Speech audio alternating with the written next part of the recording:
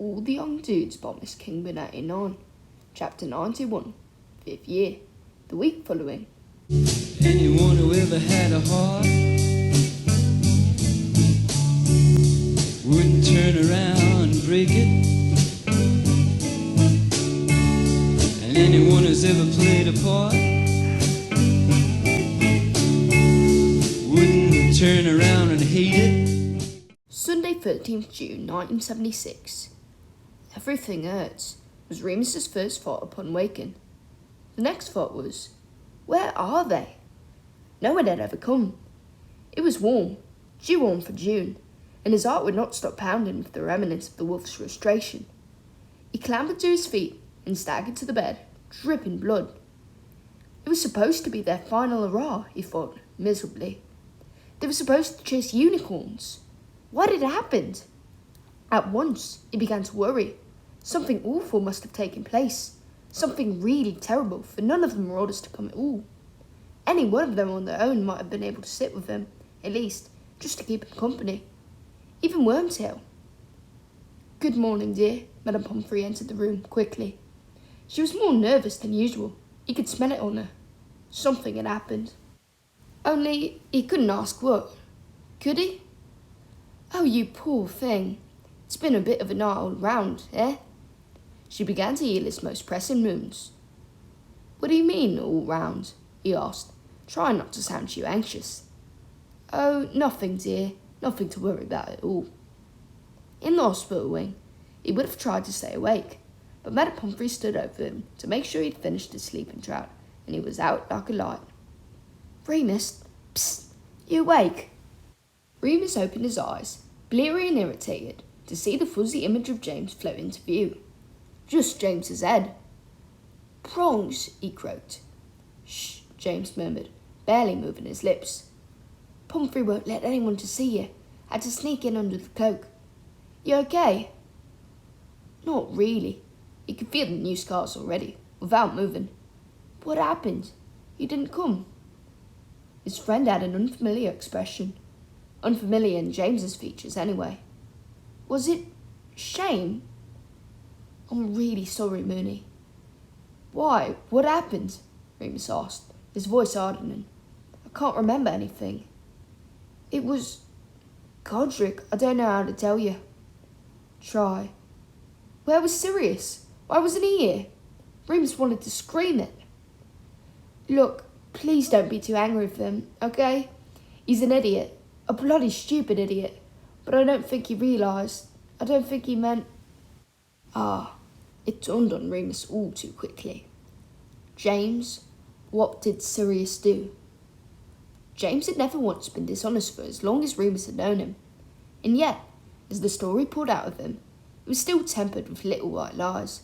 Whether they were meant to protect Remus or Sirius, it wasn't clear. Sirius hadn't been thinking. He had been reckless. He hadn't meant any harm. But he had caused a great deal of harm, whether he meant to or not, and might have been responsible for much more. He told Snape, Remus said, trying to get a grip on the situation, feeling an horrible, sick, prickly sensation beginning in his stomach and creeping upwards. Not exactly, James blinked, wetting his lips. He told him how the willow worked, and Snape, you know what Snape's like. I know what Sirius is like. James nodded, as if accepting that this was fair enough. No one got hurt.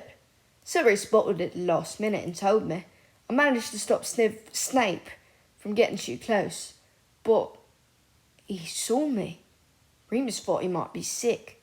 There was a terrible roaring from inside his ears, as if he was falling into a dark pit, a desperate canyon. He closed his eyes. Can you go away, please, James? And we would have come, me and Pete. We would have, but Snape went to Dumbledore, and you were so riled up. James, I want you to go, he hissed, closing his eyes. But Mooney, please. Okay, mate, okay. But I'll be back. Remus said nothing, did not even open his eyes again until he heard the curtain rustling, and he knew he was alone. Eventually, Madame Pomfrey poked her head around the corner. Hello, dear, she said, softly. I've got another sleeping potion here. Now I know you don't want it, but give it here. He reached out a naked arm at once. Anything to make it all go away. Anything which meant he would not have to think anymore. You ought to have seen something like this coming, even if James hadn't. Sirius had been in freefall since Christmas. It had just been a matter of who he would crush when he finally landed. Monday, 14th June 1976. Remus Lupin would never, ever forgive Sirius Black. It was a decision he made almost the very second he woke up the second time after that terrible moon. The weight of it all came crashing down on him, and he felt a rage so pure it burnt like fever. This is how betrayal feels. He had not been angry like that in a very long time. At the end of his 4th year, Remus had quietly made a choice to lower his defences, to soften and relax, at least around his friends. Keeping everyone at a distance, keeping everyone slightly afraid of you, it proved too exhausting to keep up for very long. But now Remus found it very easy indeed. He barely spoke to Madame Pomfrey, except to demand to be allowed an extra few nights in the hospital wing. Really, Remus, rest is important, but staying in bed all day isn't healthy. You need exercise. I don't feel well, he would repeat from under the covers. It was childish, but she let him be childish. She knew what had happened. She felt sorry for him. The nurse tutted and signed him in for another night. Dumbledore was the worst. The bringer of bad news, as always. He had arrived the evening after it happened, to offer his own useless perspective on the situation. Remus sat up in bed, arms crossed, unflinching and unmoving. Mr. Snape has calmed down considerably, you may be pleased to hear, Dumbledore said. He certainly had a fright, but he has been persuaded to act in the best interest of the school and his fellow pupils. Remus snorted at this. Dumbledore did not react. So, no harm done. Your friend, Mr. Black. Not my friend, Remus said, without looking at Dumbledore. He stared forward. Remus. Is he expelled? No, Dumbledore said, quietly. What Sirius did was incredibly foolish, incredibly dangerous. But it was a mistake. I have no doubt that he is truly repentant. He has learnt a valuable lesson here. Oh, brilliant, Remus snorted again, tightening his arms as if they were all that kept him together. As long as the Black Heir has learnt a good moral lesson, as long as it's benefited his personal development. Remus. As long as we could all look back on this and think, what an excellent parable. Thank goodness we all know exactly what happens when you send your enemy after a deadly fucking monster. Remus! He stopped, his face up, and finally looked at Dumbledore. Cool, forget-me-not blue eyes stared back at him. Remus was reminded of their first meeting. He had been rude then, too, and angry. You have every right to feel what you are feeling, Dumbledore said, calm as ever. And rest assured, Sirius will be punished. Remus wanted to mumble something sarcastic about the effectiveness of detentions when it came to Sirius Black. He didn't. Dumbledore continued. I will caution you now, as I did once before, when a childish prank got out of hand. Passion is an important quality, but we must all learn to exercise control. Bit late for that. You have been horribly let down by someone close to you, and I'm very sorry. But you cannot let this incident... People close to me have been letting me down since I was 5, Remus said, bitterly. I'm used to it. Anyway, he hunched down in his bed, wishing Dumbledore would just go away and leave him in peace. We weren't that close. That's a pity, Dumbledore replied. He stood up. Because we will all need each other more than ever, soon enough. Forgive and forget, Remus. Remus did not say goodbye. He just rolled back over and tried to sleep. Madame Pomfrey would not let him stay for 3 nights in a row. He went straight to Professor McGonagall instead. He knocked twice on the door, then barged straight in. Remus, are you quite well? Send me back. Excuse me? Zedaval stood up from where she had been sitting behind her desk. Send me back, he repeated, clenched fist. Sir St. Edmunds. Exams are finished. I don't need to be here. Remus, the term is not finished. Unless you are unwell, I cannot send you anywhere. So I'm a prisoner? Of course not, you silly boy. Sit down. He thought about refusing, or even storming straight back out again.